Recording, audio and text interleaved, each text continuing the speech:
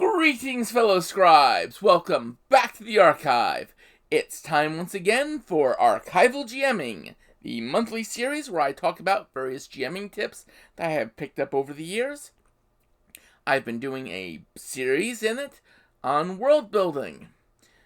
I've already discussed theming the world, deity selection for the world. Now we're going to talk about the cultures. So sit back, relax, and enjoy as we continue our journey through world building. Alright, so as I have been doing in the past few videos, I'm going to start with two worlds I've done in the past.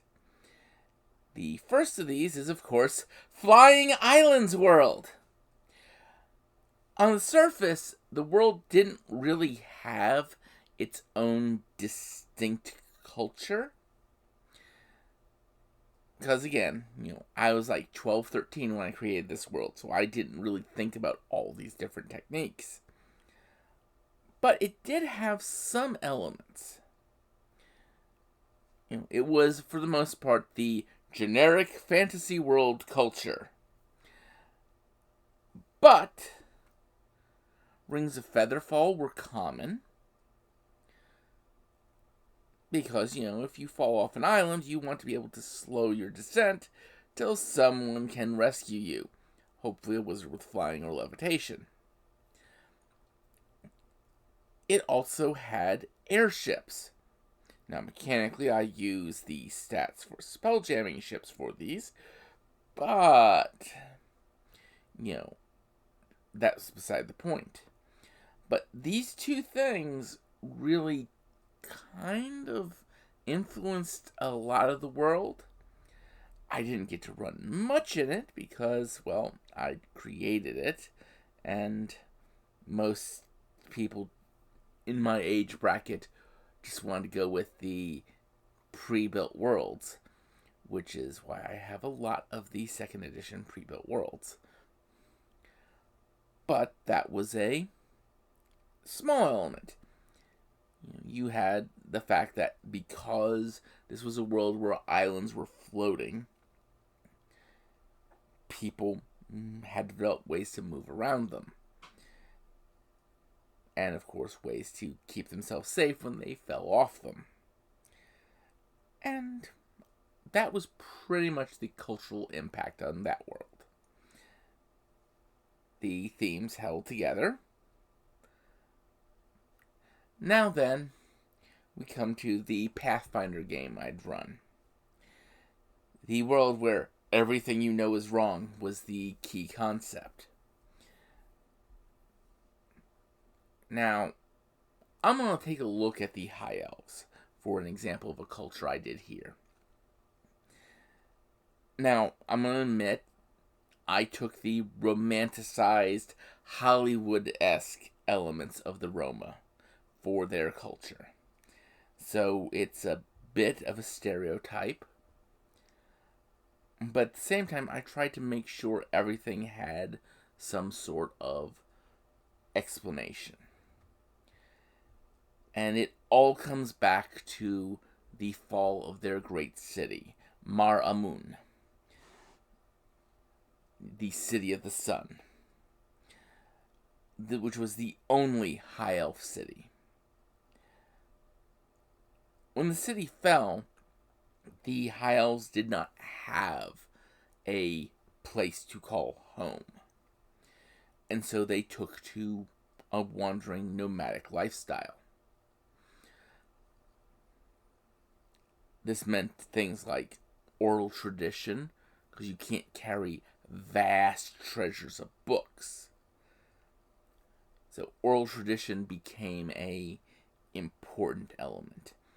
And in fact, it became part of the culture that any High Elven bard knows at least one story that could get them in trouble.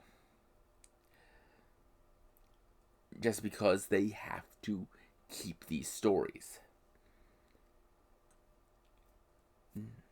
Their wagons were all built without nails, because a nail is a permanent thing.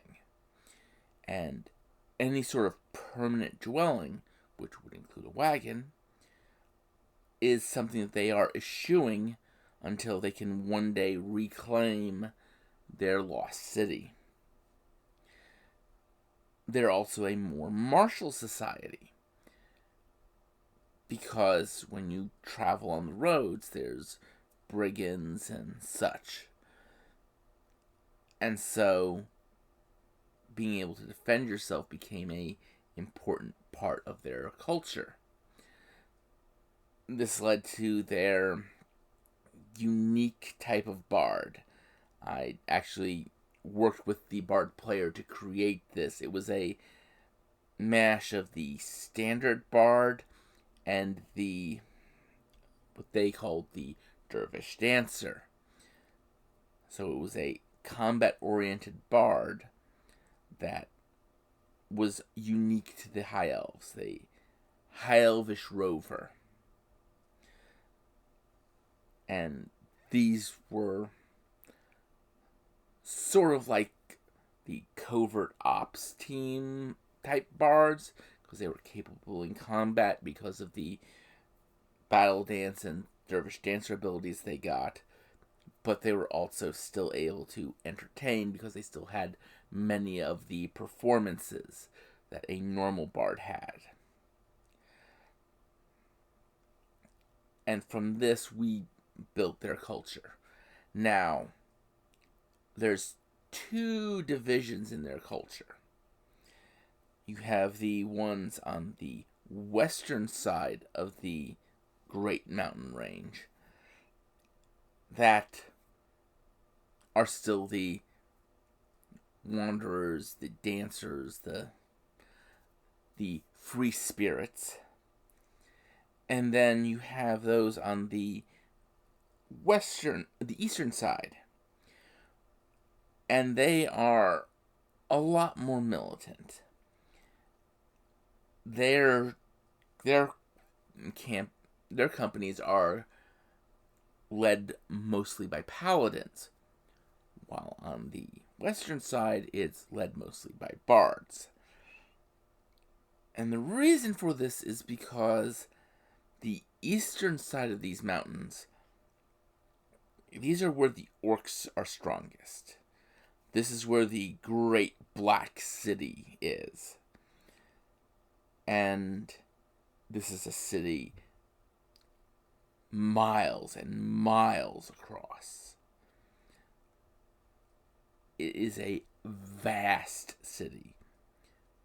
Think a city the size of New York in a fantasy setting. And this is where the orcs come from. And so you have this section of high elves who they still travel. They still don't stay in one place, but they travel in larger groups, hundreds to thousands large, with a huge section of outright warriors leading them. And this is how I took the approach to dealing with the High Elves. Now, let's go into we're building a world for this series world. Alright, so continuing our discussion on this as yet to be named world, we're going to continue looking at the humans. I will probably, after the basics of the world building are done, do a separate video each for the elves and dwarves. Just because, let's give them the same treatment as humans, shall we? But in this case, we're going to look at the humans. So let's recap what we've got with the humans.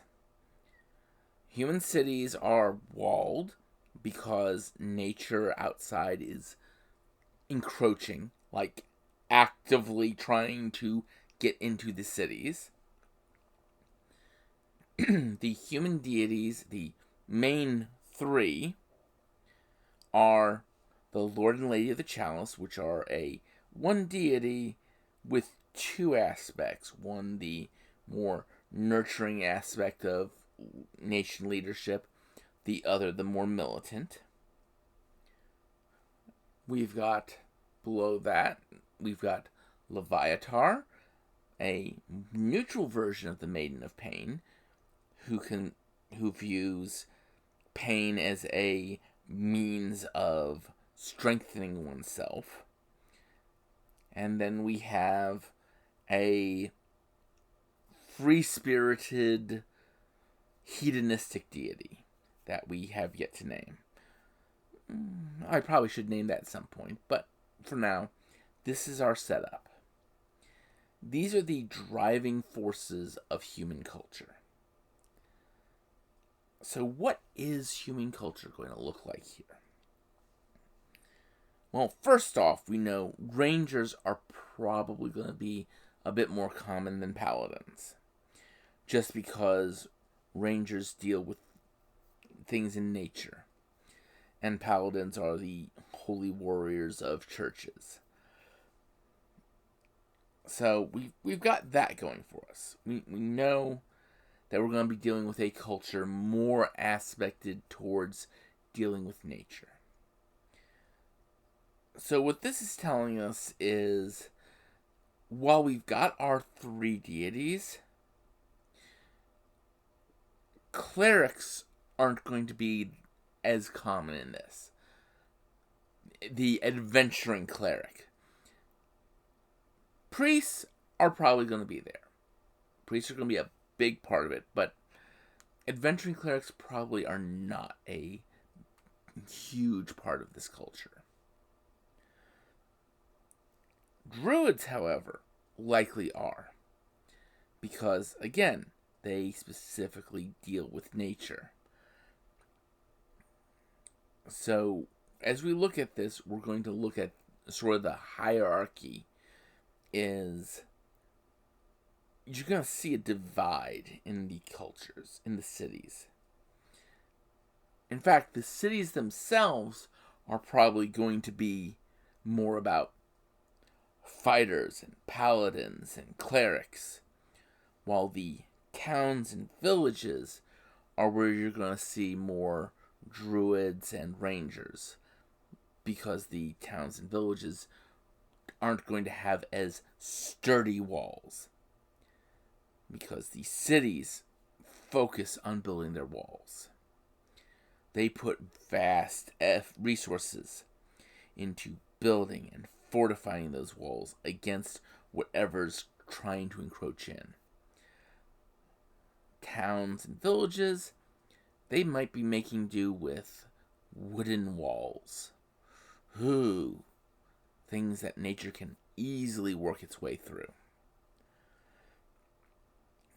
And this is going to lead into our next week video, the threats. But right now we're looking at what the people are like. So a day in the life sort of view. So you have your farmer from a city. He wakes up in his walled farm. He goes out, tends his fields, works with his animals, which are all in walled enclosures. The fields for his cows and whatever other animals, these are huge. These are walled. In fact, they might even have smaller walls within them, just because if something gets over one wall, you don't want it to run amok through this huge area, eating all the cows. Give it something to delay. Give it something for people to respond to. The farmer is likely wearing leather armor, or at least padded armor. This farmer is likely armed. Maybe a short sword. Maybe just a farming implement that can be used as a weapon, like a pick or a billhook. this farmer goes about his day armed and in some sort of light armor. His farm probably has multiple farmhands and maybe a couple actual guards. Not because he needs to protect it from other people, but because he needs to protect his farm from whatever can come in from over the wall. In the town, the people in the town are not as armed and armored. They're in casual clothes, tunics and such. So your businessman wakes up in his town. He walks to his shop, passing a patrol of guards. He might even see the walls of the city as he's approaching, topped with watchtowers and guards every so many feet. Now, he goes into his shop. He's probably has a sword over his counter, in case something gets through and people need to defend themselves, or some big force comes in and they need to rally the effectively militia. The shopkeep goes about his day, goes back to his house, closes the shutters on his windows, the metal slatted shutters, because there's no telling what can come in at night. His neighbor, 2 nights ago, didn't close their shutters, and something flew in and carried that neighbor off. Because things can get by the guards. It's not a perfect defense. And so our businessman closes the metal shutters, secures his house, and sleeps a restless night's sleep, listening to sounds outside, sounds that carry over the wall or come from above. And then he rises the next day to do it all again. Meanwhile, our farmer, for that night, also seals metal shutters. But he keeps a watch. Maybe it's him, maybe it's some of his farm hands. But there's always someone up on a farm, watching for anything that's coming to hit their animals or hit them. Paying attention, watching for everything. A farmhand falling asleep, well, that's a bad thing. That's why there's always 2. And here we have a look at how the culture is developing. Now, in the keep, in the place where the nobles live, that's different. They still have the shutters. They still have the heavy metal shutters. Theirs might be from expensive metals like adamantine or mithril, bought from the dwarves. The dwarves, of course, come down the walled roads and trade periodically. And yes, this is the thing. Even the roads are walled. Not huge walls, mind you, but thick enough walls to delineate them from the wild. Things are still easily able to jump over them, but not many of the more dangerous things. And so you've got that going for you. In fact, human society becomes about walls. Home is where the wall is, becomes a saying among the humans. Because walls are safe, walls are secure, walls make you feel like you can go about without threat. But yet, humanity's always got this mindset, this partial belief of being under siege, because nature is hostile to it. And this forms the basis, the lens through which all human characters are going to be. And that's it for this month. Next month, I will, of course, be talking about threats and the natures of such threats in the world. So until then, I'd like you all to remember to have fun and keep gaming.